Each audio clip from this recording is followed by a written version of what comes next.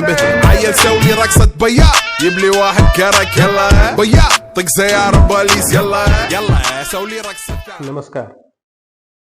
ज्या ग्राहकांनी 2 वर्षांपूर्वी 5 वर्षांपूर्वी किंवा त्या अगोदर गृहकर्ज घेतलंय आणि त्यांच्या गृहकर्जाचा व्याजदर हा आजच्या गृहकर्जाच्या व्याजदरापेक्षा 2% किंवा काही पेक्षा जास्त आहे, त्या ग्राहकांना आज मला काही सांगायचं आहे. 2-5 वर्षांपूर्वी बऱ्याच ग्राहकांची आर्थिक परिस्थिती काहीशी नाजूक होती.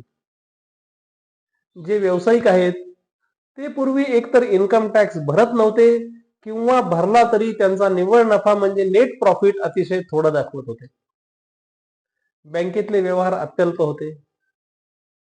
काही नोकरदार ग्राहक आहेत ज्यांचा पगार 2-5 वर्षांपूर्वी हा रोखीनं व्हायचा, बँकेत जमा होत नव्हता. अशा ग्राहकांनी त्यावेळी अफोर्डेबल होम लोन घेतलं. अफोर्डेबल होम लोनचा व्याजदर हा साधारणपणे 12 ते 12.5% इतका असतो. अफोर्डेबल होम लोनची प्रोसेसिंग फीस देखील रेग्युलर होम लोन पेक्षा जास्त असते. पण सर्वसामान्य ग्राहक वेळ साजरी करण्याला प्राधान्य देतो.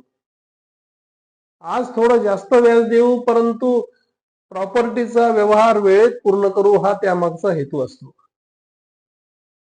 तुमचे उत्पन्नाचे कागदपत्र जर अनियमित असतील म्हणजे व्यावसायिक लोक जर इन्कम टॅक्स वेळेवर भरत नसतील किंवा इन्कम टॅक्सच भरत नसतील, बँकेचे ट्रान्झॅक्शन्स हे कमी असतील किंवा नोकरदार व्यक्ती जर असेल आणि त्याचा पगार जर रोखीने होत असेल तर अशा ग्राहकांसाठी अफोर्डेबल होम लोन हा एक चांगला पर्याय असतो.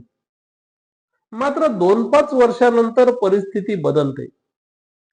जे व्यावसायिक 2-4 वर्षांपूर्वी इन्कम टॅक्सच भरत नव्हते ते आज इन्कम टॅक्स रिटर्न्स फाईल करतायत. जो व्यावसायिक अगोदर अतिशय कमी प्रॉफिट दाखवत होता तो आता चांगला प्रॉफिट दाखवायला लागलाय. बँकेतले व्यवहार वाढलेत.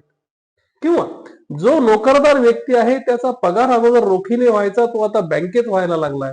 प्रॉव्हिडंट फंड कट होतोय, फॉर्म नंबर 16 मिळतोय. तर अशा ग्राहकांनी आज आपल्या गृहकर्जासाठी अधिकचं व्याज का द्यायचं?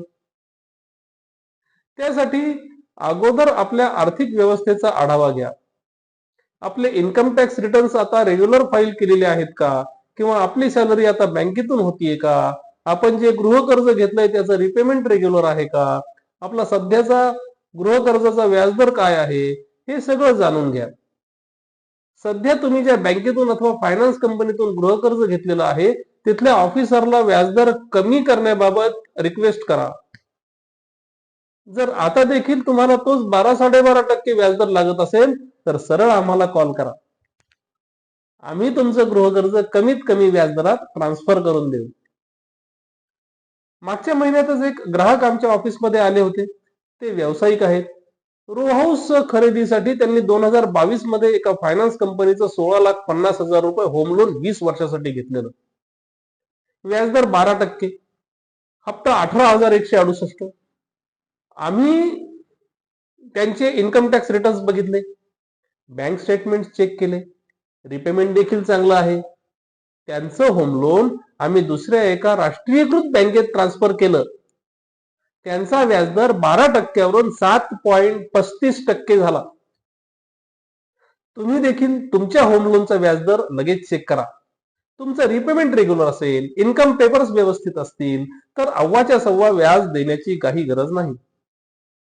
आम्ही तुमचं होम लोन कमीत कमी व्याजदर असलेल्या बँकेत ट्रान्सफर करून देऊ. काही बँकांमध्ये तर बॅलन्स ट्रान्सफर लोनसाठी प्रोसेसिंग फी देखील 0 आहे. लीगल आणि टेक्निकल चार्जेस लागतात. शासनाची स्टॅम्प ड्युटी तेवढी भरावी लागते. आता 1 ते 7 जानेवारी या कालावधीत साक्षी फायनान्शियल सर्व्हिसेस बॅलन्स ट्रान्सफर आठवडा साजरा करणार आहे.